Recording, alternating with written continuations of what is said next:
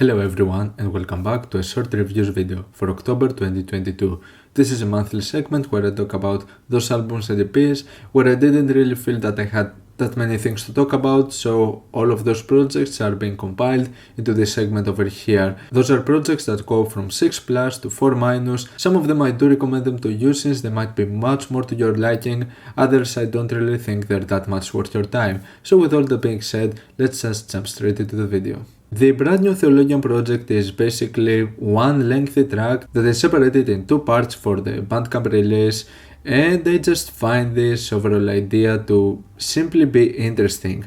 I don't really believe there is something really that much more to it. If you are familiar with this more dark ambient and drawn approach with the sound of Theologian, I believe that it's simply interesting but not really something that it's really that much worth your attention. After the release of the album Omnium Gatherum in the same year, in which I ended up feeling pleasantly surprised and finding this to be my favorite King Gizzard and the Lizard Wizard release, I wasn't necessarily expecting that they would manage with their newest stuff to really engage me that much more. And I'd say that this is the case with one of their brand new albums over here, which for me it's actually one of the most uninteresting stuff King Gizzard and the Lizard Wizard have done from at least everything I've heard out of their massive catalog. Basically, I believe that the tracks start and end in a really nice tone, having some cool ideas to them, but the rest of the songs are basically this really lengthy, drawn out solo parts that in my opinion don't really add anything to the experience.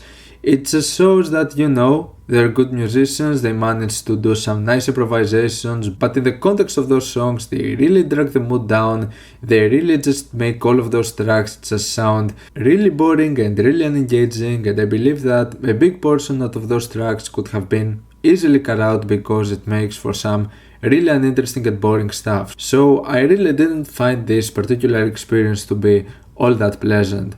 I'd say that I kinda prefer the direction of the album changes. The other release that I've heard, that of King Gizzard and the Lizard Wizard that came out this month, which I'd say it was kinda more interesting. I like this more like pop approach we get with some of the tracks over here. It makes for some fun and catchy stuff, but once again not really an album that I'd say I was that much amazed by it, but I'd say that at least it was kinda decent. The new Fatnik album is basically like another Fatnik project, which is really similar with many other stuff we've heard out of his catalog. I'd say that there are a few tracks here and there that try to do something new and different, and there are a couple of songs that I would sort of consider to be bangers, but it's just another album that I'd say for the most part it sounds like a really average project that Fatnik would do and nothing more beyond that. CloudRat made a really engaging grindcore album with Threshold over here, also fusing elements like screamo, crust and sludge metal, which is something that we've basically got with multiple releases out of CloudRat, and it makes for some really nice results over here. Not necessarily an album that I would see myself really coming that much back to. I'd say that it starts pretty fine, but as it goes on it really drags down a little bit, but still I'd say that for what it is, it's a pretty cool and engaging album that it's worth giving it a shot. So we get another album out of Clarence Clarity that tries to experiment a little bit and try something unique and different, and basically this whole album sounds like it's underwater. Everything sounds really muffled, everything sounds really buried into the mix, and in my opinion it just ruins any potential idea this album could have had.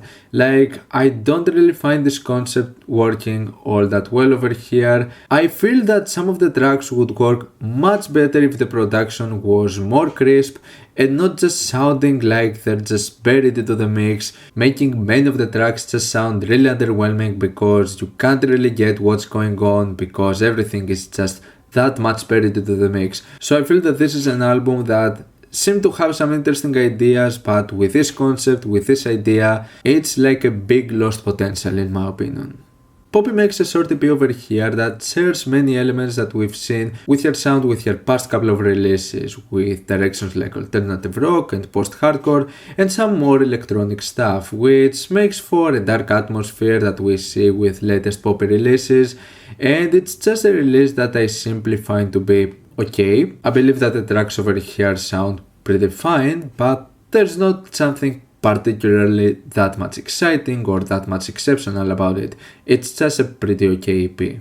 It's really been a while since I've checked on some Mayhem stuff, and I'm not talking about the black metal band. Instead, I'm talking about this electronic project in which it seems that it goes closer into directions of like house and trance music. We're talking about a pretty energetic release over here, and one that sounds pretty quirky and catchy. I'd say that it sounds pretty cool, nothing that stood out in particular. It's just a release that is pretty fun, and if you're looking for something like really quirky and fun and catchy, I'd say that this is a pretty cool EP. After the release of the previous Red Hot Chili Peppers album that we got, I was actually kinda pleasantly surprised with the directions out of this album. It's another really lengthy project that just drags on a little bit more than what I needed to, but this one actually sounds really fun. It has some really cool elements that made the sound in certain eras of Red Hot Chili Peppers feel more appealing. This feels like one of the better executed albums that we've got from the band in quite a while. And while there's nothing particularly amazing about it, the results could have been much worse, just like we saw with Unlimited Love. Now, Lorna Shore's EP of the previous year gained a lot of attention. Lots of people talked about this release, and I was actually pleasantly surprised by it as well. I found the results to be spectacular, and actually finding a release in the deathcore scene that I enjoyed much more than expected. I didn't really know what to expect though from such a lengthy Lorna Shore album that goes for like an hour. And honestly, I don't really believe that I got that much out of it. At the end of the day, this is another album that has many of the issues that they have with deathcore just sounding like a one-trick pony. Lorna Shore have done a spectacular work with the formula, fusing elements with symphonic black metal as well. But beyond that, many of the tracks have a similar pattern, something that you expect. And after a certain point, while I enjoyed some of its aspects, it is an album that I don't really see myself ever returning to it. I'd say that it was okay for the experience, just listening to it, but beyond that there was nothing really that much exceptional, a track that stood out. It was just an album that just went on and on with similar ideas, similar patterns, and I don't really feel that it made for that much of a compelling overall result. Forever and Ever No More by Brian Eno is really boring. There are some okay directions with ambient pop over here, also some stuff like drone and progressive electronic, but I couldn't really get into it. I can't really see the appeal. I don't really feel that it's one of the more engaging Brian Eno albums. I'd say that it was kinda underwhelming.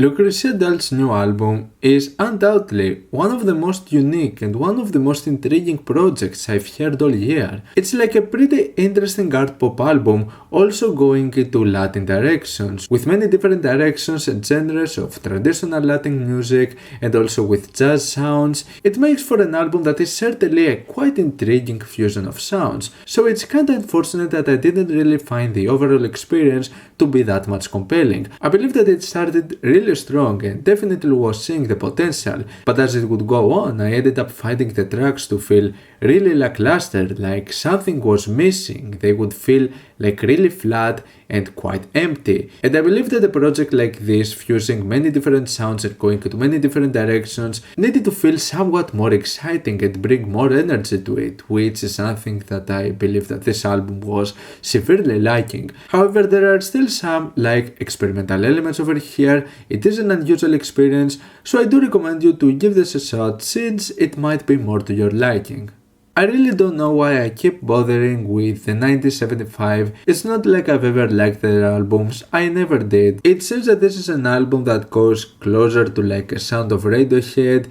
It tries to take itself more seriously in comparison to anything else the 1975 have done over the years. I'd say that at least it makes once again for a different project going into a different direction, but it doesn't really say much if the results are not really that great.